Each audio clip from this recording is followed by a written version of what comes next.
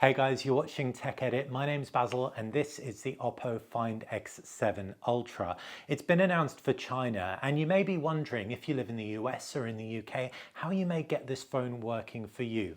Stay tuned. In the next couple of days I'll be making that video explaining what it's like to use in the West. But for this video I'm going to share my 48-hour impressions with this phone and they are very, very good so far.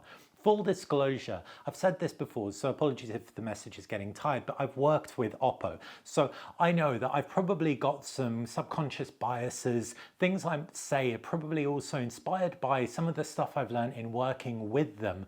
But what I will try and do is to be as honest and open as possible with regards to my experiences using this phone. Okay, so I've got the ocean blue color. You can see at the back it's got this vegan leather, really deep dark blue, and it's got a white top which has a kind of sparkle, shimmers in the light a little bit. The top is glass. On the black version and on the tan version it looks more like metal, but it's actually glass. And you've got that camera, that really big pronounced camera. Me personally, I don't mind the camera at all because I've said this with my Find N3 review. The index finger kind of sits under it. When you've got it in a case as well, you kind of it all just feels like a very big phone. This is a big phone. There's no getting around the fact. And if you're okay with that, because you know it's going to get you a world-class camera system, then you're probably a little bit like me on that. So the sides curve really elegantly into a polished metal frame if you've got the white one, but if you've got the silver or black one, then it's like blasted matte metal frame. So there are different textures depending on which you pick up. I like the blue one's feel actually. I thought I'd prefer the matte one, but the blue one, it just plays with polished finishes. You've got the polished ceramic back, or I don't know if it's ceramic, I don't think it is, but the glass back at the top. Then you've got that polished frame, and then the vegan leather's nice and matte to the touch. I just quite like it, but whichever one you go for, you're going to get a phone that feels very premium in the hand. The black one in particular, classical looks, and the stitching's a really, really nice touch. It's got some interesting quirks with the design. First off, you may not notice it from the pictures, but the top and bottom and sides of the screen all have a slight curvature to them, and it feels very, very like elegant when your hand, kind of your thumb, swipes over the side of the screen into the curved frame. And that's another reason I like the polished one of the ocean blue, because it's got that same texture continued polished material. You've also got a toggle on the left hand side. If you think it's an alert slider, then you're correct, it is an alert slider, but it's an alert slider with a difference because it changes the alert mode from sound on to vibrate, and finally privacy mode, or VIP mode it's called. This disables your microphone, your camera and location access, so you can be a little bit more confident that all the apps on your phone aren't sneaking a peek at whatever you're doing. Hopefully none are anyway. But overall, when it comes to the design, my first impression is super, super solid, really good. I really like it. Some people in the comments haven't loved it so much, so it is going to be subjective. I also really like the screen. It's a 6.82-inch display, QHD+, and it's got over 500 pixels per inch, gets incredibly bright, 1600 nits peak brightness when you're outdoors in direct sunlight, but it also climbs up to 4000 nits when viewing HDR content. Now that isn't overall brightness, that's local brightness, so a portion of the screen is going to beam that little bit brighter in order to make that dynamic range when watching that HDR content pop nicely.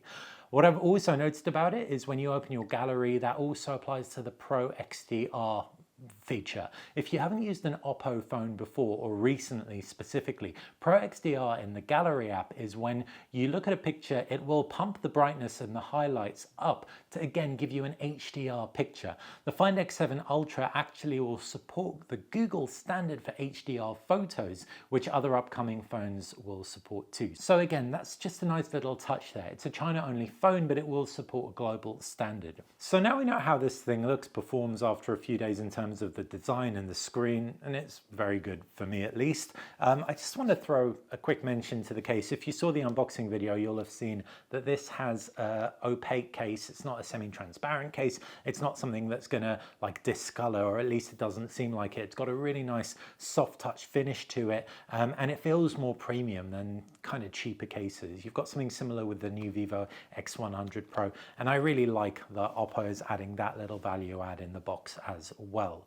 Okay, onto the camera, because let's face it, that's a real big sell here, and that quad camera system has really impressed me thus far. I'm going to start with the ultra wide. The ultra wide isn't the biggest ultra wide sensor on the block. The Find X6 Pro actually had a larger ultra wide sensor, but because of its newer technology and the new hypertone image engine, which is OPPO's and Hasselblad's computational photography system, which has been updated for the Find X7 Ultra, promised for the Reno 11 Pro, and also the OnePlus 12, which launched in China, but we're still waiting on in the rest of the world. Hypertone image engine all helps that ultra wide camera do its thing. The fact it has autofocus, the fact it has that ultra wide 50 megapixel camera, so big expansive view and big resolution, means you can crop in quite confidently outdoors. I've taken a couple of shots outdoors with it, and I've enjoyed the results so far. I haven't pushed it to its limits in low light, but I do appreciate that it is here, and it is bridging the gap between that 14mm to that 23mm field of view. To be fair, between that range, it doesn't have to work too hard, and the sensor and camera here is more than up to the job. Then you've got that main camera. Now, this one I'm going to talk about in a little bit more detail, because in my intro to this phone, Find X7 Ultra Explained, I said that it was a 1-inch sensor, the new Sony sensor. I didn't specify on the technology. I've since learned that it isn't a stacked sensor. It's a second generation of Sony 1-inch sensor, the first generation that's explicitly made for smartphones. So it's more efficient, more power efficient, it's better at heat management than the IMX989. As a result, the computational photography that OPPO can apply to it is superior on paper. I haven't done side-by-sides, but what I have seen from it, especially against the Vivo X100 Pro, is really solid. The first thing I'm going to say, the most notable thing, OPPO's processing is a little bit more pared back than Vivo's, and I really like that. I'll give you an example. I took a picture of a postcard like a friend sent me, and it was on a really nice paper stock, uncoated.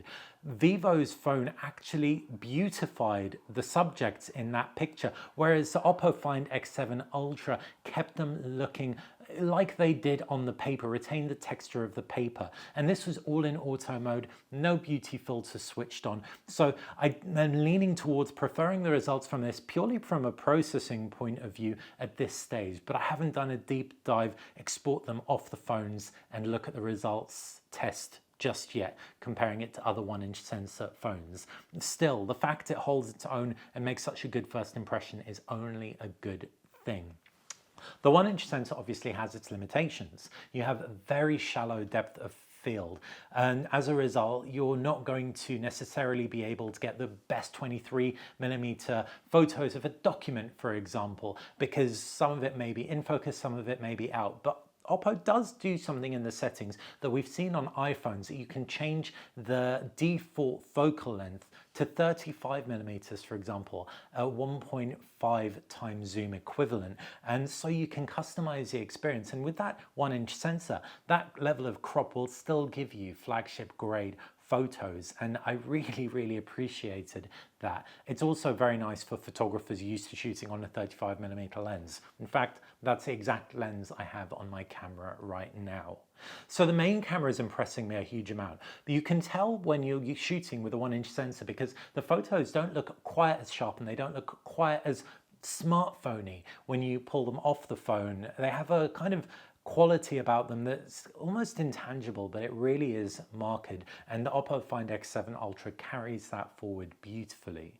Then you've got the 3x telephoto, and this is probably like one of my favorite cameras on here. It's I think the main one, the wide one, is my favorite, then the 3x telephoto is my second favorite. It's the IMX890, and that's the same primary sensor as in the Nothing phone. For example, the OPPO Find N3 Flip, and a number of other phones with great primary sensors. The fact you've got it with a periscope camera just really helps those zoom images pull through. Huge amount of depth of field, really nice bokeh, so you can take stunning portrait shots as well as product shots. What's cool about it is you have a nearest focus distance of, I believe it's 25 centimeters. So again, back to product shots, that's about this far. It means you don't have to be too far from a subject and you can still get really great looking photos. So I really love the versatility there. Can you tell the difference between photos shot on that and the 1-inch sensor? Absolutely. I spoke about that intangible quality 1-inch sensors have, and the 3x zoom photos do still look like they were shot on a smartphone, but a very good one, an exceptional one, and definitely not at a 3x zoom range. And then you have the 6x zoom camera. I was in the park today and I shot some pictures of a squirrel and a few others like around the park with this camera, and in daylight it really shines. It still performs respectably when the lights drop, but like for things like wildlife photography, I'm really surprised that I was able to get such great range from it. You'll see the pictures and you'll see many other people. Benson will be doing loads of stuff on this phone as well. I just love how complete the camera solution is. I haven't shot a ton of video on this thing yet, but first impressions, the specs read very well if nothing else. It shoots 10-bit Dolby Vision video at 4K resolution. The wide camera, the 1-inch sensor grabs that at 60 frames per second, the ultra wide and 2 telephotos at 30 frames per second, but all three can shoot that 10-bit Dolby Vision. What's also awesome is the front camera can now shoot 60 frames per second 4K video. So that's nice. There's no 8K video on here, so that's worth noting if you really like shooting that. There's also Hasselblad Master Mode. This replaces the Pro mode of older OPPO phones, and it allows you to control saturation, contrast, sharpness, and add a vignette to your shots. It's also emulating the look of the Hasselblad X2D camera. So I've used that a little bit. It's good. It's a really good solid manual mode on first impression. But what I'm really looking forward to about it hasn't dropped just yet. And that's the RAW Max feature, the ability to shoot 50 megapixel RAW photos, which have 13 stops of dynamic range and 16-bit color. So that's down the line with an OTA update over the air. But for now, it's just a really solid Pro mode with a stylized look that you can customize. I really can't wait to shoot more in portrait mode and test out this camera to its limits. But on first impression, after 48 hours, admittedly, a lot of that spent at a desk typing, so I've only got out when I can. It still made a really awesome first impression. I have gamed on it. I played a couple of hours of Genshin Impact over the last few days, and I've enjoyed it. It doesn't seem to get too hot. The size is quite nice and big. The camera surround is noticeable, but I ended up resting my finger on it while gaming. The sound from the speakers is also really nice and loud and expansive, and it feels like there's decent sound separation happening on here. So it's a solid gaming phone so far, but again, I have not pushed this to its limits at all. First impression kind of stuff, and it makes a very good one. So before I wrap up, like I said, I'm going to be doing a video explaining what you can expect if you pick up this phone outside of China. So in the US or in the UK, for example, it has all the bands, the network bands, 5G bands, etc., that will make it work just fine. But there are other things, like for example, if you want to add a Google Pay card on here, you won't be able to do that. So you do want to keep that in mind. But for me personally, I've been fine using it and have also been with other OPPO phones that have been China only. So if you prioritize camera above all else and are thinking of importing one, I wouldn't rule it out just yet, just because it's not coming out in the UK. In fact, there's something about having a phone that isn't actually available in your country that is quite cool if you're a big geek like me. So this has been a quick 48 hours with the OPPO Find X7 Ultra. Hopefully you've enjoyed the video. If you have, thumbs up, comment, all of that good stuff. Subscribe to the channel, and like I said, stay tuned because I will be doing a lot more videos on this thing in the coming weeks. Thanks for watching.